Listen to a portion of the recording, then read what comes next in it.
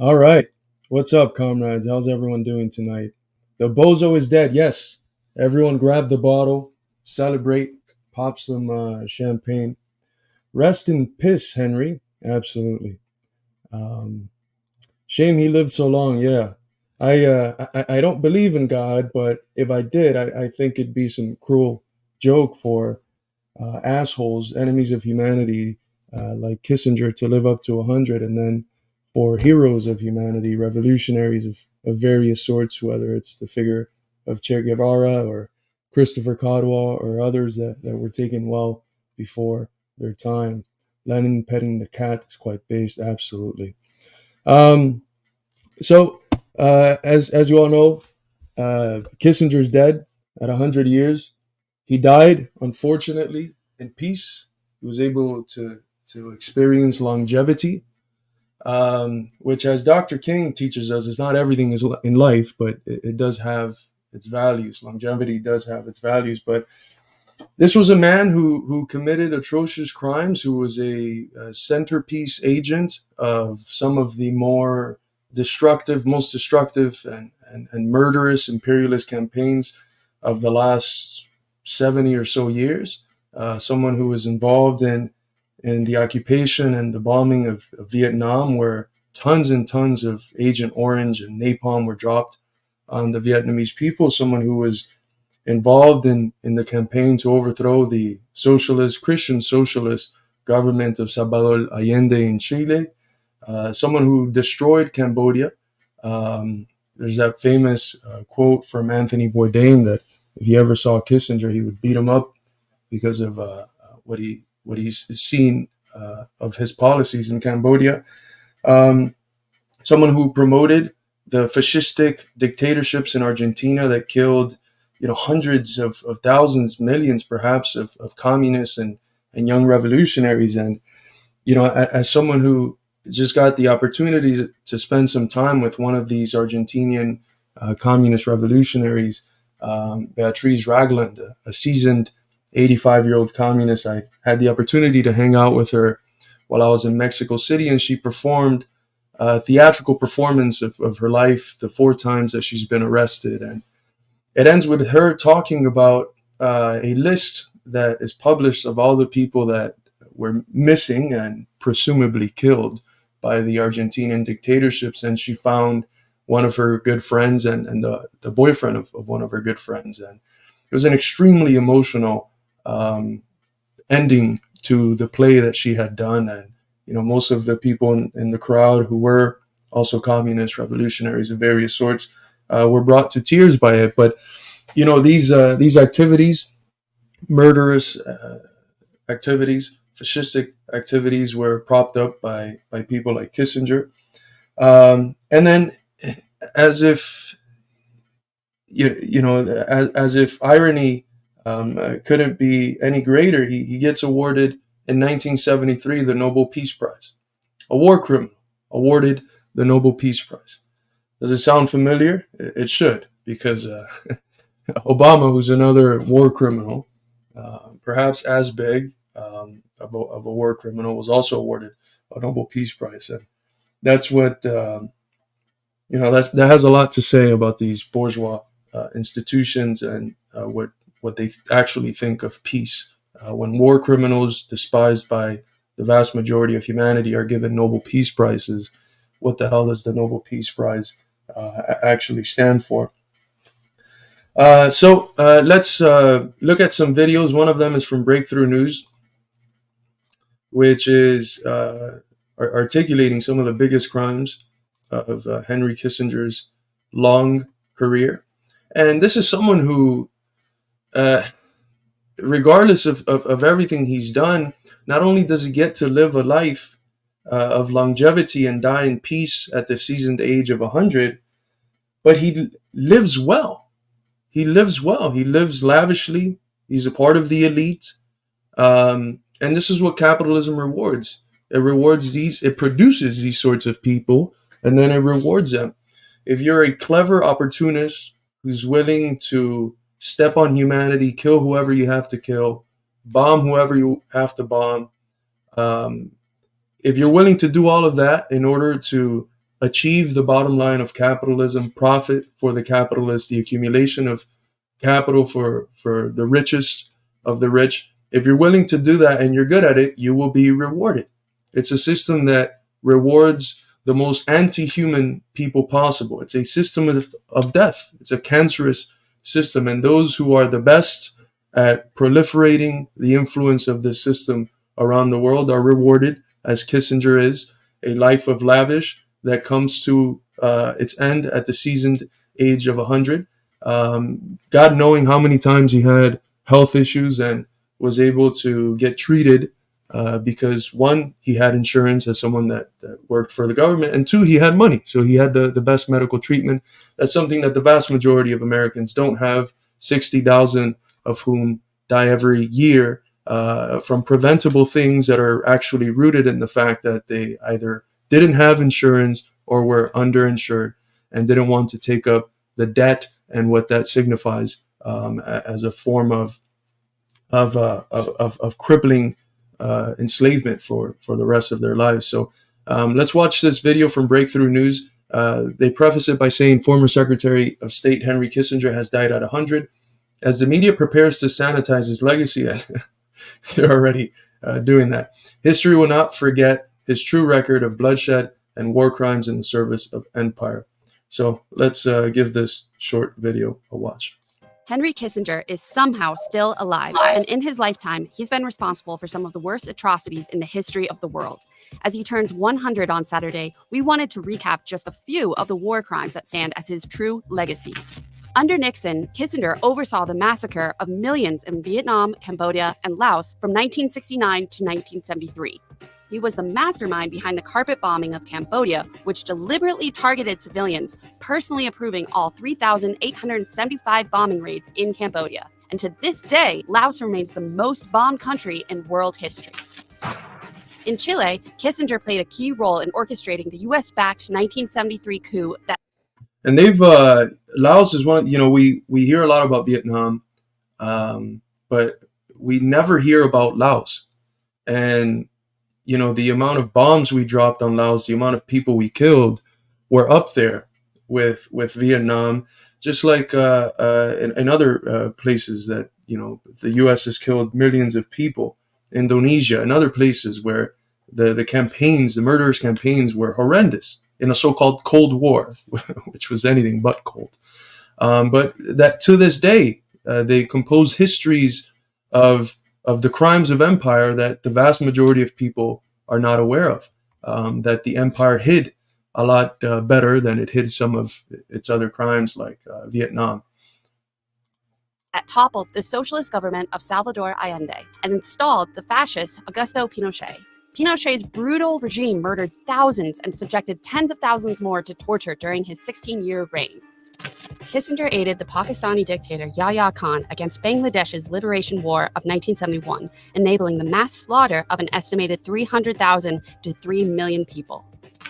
Kissinger authorized and armed Suharto, the Indonesian dictator, in his genocidal invasion of East Timor in 1975. This campaign led to the death of over 200,000 Timorese through massacres and forced starvation. In 1976, Kissinger gave his pre-approval to Argentina's right-wing military junta for their dirty war against leftists, resulting in the brutal murder, torture, and disappearance of over 30,000 people. This is only a glimpse into the extensive list of Kissinger's crimes, and new things are still being revealed every year. While Kissinger continues to be honored and held in high regard by the mainstream political establishment, it's clear that he should rightfully be remembered as one of the biggest mass murderers in history. There you go. Beautifully said by the comrades from Breakthrough News. I'm going to post the link in the chat because I see some people are interested in where this coverage is coming from. Future Homestead says, if Kissinger is trending on Twitter, there must be many, many anti-war / anti-imperialists in the U.S.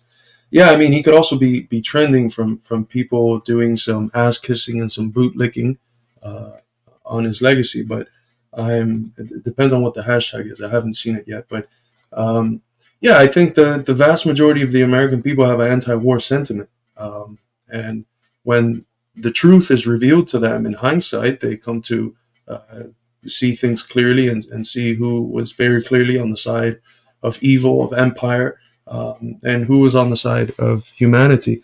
That's why they have to lie to us. If we were naturally predisposed to want war and to, just mow the lawn, as Israel phrases it, of other people and their countries, they wouldn't have to lie to us so much. They wouldn't have to spend the immense amount of resources that they do in upholding these ideological institutions that are what get us to consent to the activities that they do. So the fact that they spend so many resources trying to convince us, should tell us something, one, about our potential and what the ruling class thinks our potential is. But it should also let us know that if it wasn't for these manipulations and these lies, the vast majority of people likely wouldn't be buying into the things that U.S. imperialism does.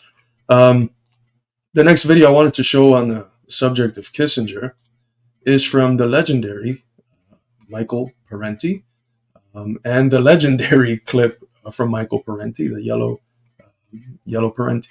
So let's give this one a watch. I think he fleshes out here some of the points that I was trying to make earlier concerning who is rewarded in capitalism, what sort of figures are rewarded, and why are they rewarded? Whose interests do they have to represent in order to be rewarded? Why don't we take the road of the Henry Kissingers and the Daniel Patrick Moynihan's and the Ziggy Brzezinski's and the Eugene Rostows and the McGeorge Bundys, who toadied up and mouthed for power? When Henry Kissinger was made National Security Advisor for Richard Nixon, Nelson Rockefeller gave him $50,000. That's a going-away present. As Nelson Rockefeller testified himself before the Senate committee when he was being appointed Vice President of the United States. And they asked, and the senators, well, they really went at Rockefeller really hard. They said, why did you do that, Mr. Rockefeller? And Rockefeller said, well, giving's always been a tradition in our family. Giving. They cast their bread upon the water, then more and more came back, didn't it? He was saying to Henry Kissinger, Henry, I brought you out of Harvard. I brought you out of that Center for, or whatever that was, strategic studies, because I like the books you were writing, and you're writing them for me. Henry, you remember, you're going to go work for Tricky Dick, but you remember who you belong to. And that's what hungering for power is. It's climbing, like the political climbers and careers have done in every country in the world. And we on the left don't do that. We stand out in the rain. We stand out on the picket line. We put our jobs on the line. We risk our careers. In many cases, we even risk our physical safety and our lives in all sorts of countries. If it's power we want, why do we take such a circuitous route? Beautifully said. In words hardly better, words that hardly anyone can find a better replacement, as is usual with Parenti, so concise and so precise. And it's absolutely true. You hear this dogma that these communists are just out for power. They're just out for power. Yeah, we're out for power, but a specific type of power. We're out for power in a society where it's the people who have a say. That's the type of power that we're out for. We're not just power hungry in general. We're not just looking for abstract power. If we wanted abstract power, we would just be fucking sellouts and be ladder climbers, as the vast majority of people in the system are. And one of the other things that Parenti mentions there is that Kissinger, his career in Harvard, and it should help us think. I'm sure most of the people in the audience know this already, but in case you don't, these institutions of so-called higher learning, we have to really question, what is it that they're learning? What is it that they're seeking? Are they institutions of truth seeking? Is that the basis of it? Are they these neutral social institutions that seek truth irrespective of class interest and national interest or whatever? No, absolutely not. It's actually the opposite. These are ideological institutions. They're the embodiments that allow consent to be manufactured. Ideology doesn't exist in like this sort of dead space. Ideology has to be embodied. The way that you can convince people to accept an order that is fundamentally against their objective interest is not through this like transcendental arena where ideas exist. No, it's through the embodiment of these ideas in the institutions that people are socialized through. And at the highest level You have institutions like Harvard, like Yale, and others, these Ivy League schools, these prestigious schools that are supposed to be at the cutting edge of the various forms of research on truth, and that in reality, all they really are the best ideologues, the most capable people in spinning the narrative of the ruling class in a way that makes it sound appealing to people. They're just ideologues. That's all they are. They're institutions of the ruling class, by the ruling class, and for the ruling class.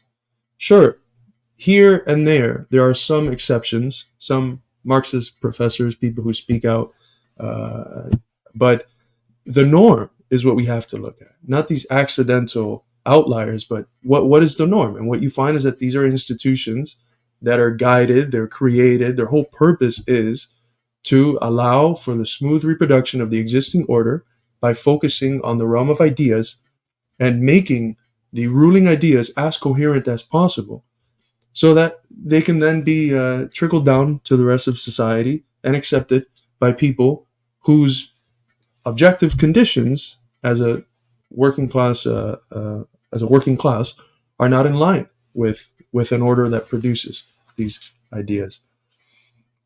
Okay. Hi, Carlos. I'm glad you're live. Thank you. This is, I think, perhaps the first live I've done alone in a long time. I miss the conversation. I like having someone to look at. That's why I hated teaching so much when we were online. There's a lot of people that didn't have the cameras on, especially the first semester. I didn't mention in the syllabus that that it was mandatory for people to have their cameras on. And once you start a semester and you don't have a specific policy, it's hard to implement new policies halfway through. So it's something I learned, and the 2 other semesters I think that I had to teach online, I made it mandatory for people to have their face on the screen. It's hard to do this, but we must do it. We must speak about the news and react to important videos and do what the Institute